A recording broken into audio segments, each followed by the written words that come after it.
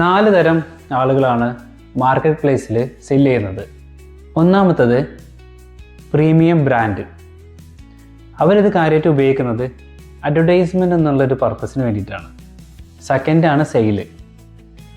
കാരണം high traffic ആണല്ലോ ഓരോ ദിവസവും ഇതുപോലെയുള്ള മാർക്കറ്റ് പ്ലേസിൽ വരുന്നത്.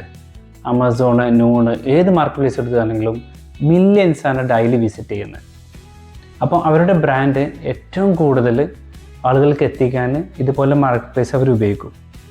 ഗൂഗിൾ അഡ്വർടൈസ്മെൻറ്റും ഫേസ്ബുക്ക് അഡ്വർടൈസ്മെൻറ്റൊക്കെ ഉപയോഗിക്കുന്ന പോലെ ആമസോൺ, നൂൺ അഡ്വർടൈസ്മെൻറ്റ് അവർ ചെയ്യും. രണ്ടാമത്തത് ബ്രാൻഡ് ഓണേഴ്സ്.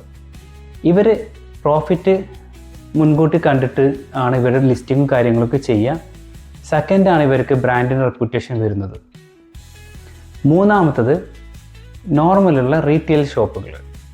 ഇവർ പ്രൈവറ്റ് ലാബിലൊക്കെ ആഡ് ചെയ്തിട്ട് അല്ലെങ്കിൽ സ്റ്റോറിലുള്ളത് അവർ പ്രൊഡക്റ്റായിട്ട് ലിസ്റ്റ് ചെയ്യും.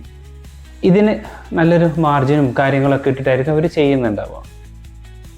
അഡ്വർടൈസ്മെൻറ്റും കാര്യങ്ങളെല്ലാം അവർ ചെയ്യും, നോർമൽ ചെയ്യുന്ന പോലെ. നാലാമത്തത് ട്രെൻഡിങ് ആയിട്ട് സെല്ല് ചെയ്യുന്ന ആളുകൾ.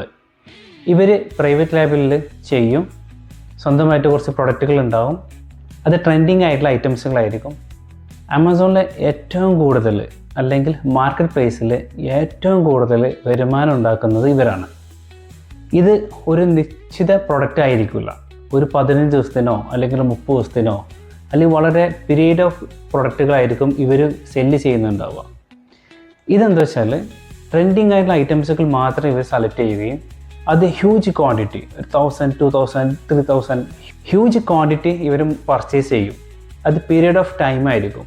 ഇപ്പം ഈ ഒരു മാസം ഒരു കുറച്ച് ഐറ്റംസുകളായിരിക്കും സെല്ല് ചെയ്യുന്നുണ്ടാവുക, അടുത്ത മാസം അത് സെല്ല് ചെയ്യുന്നുണ്ടാവില്ല, വേറെ കുറച്ച് ഐറ്റംസുകളായിരിക്കും സെല്ല് ചെയ്യുന്നുണ്ടാവുക.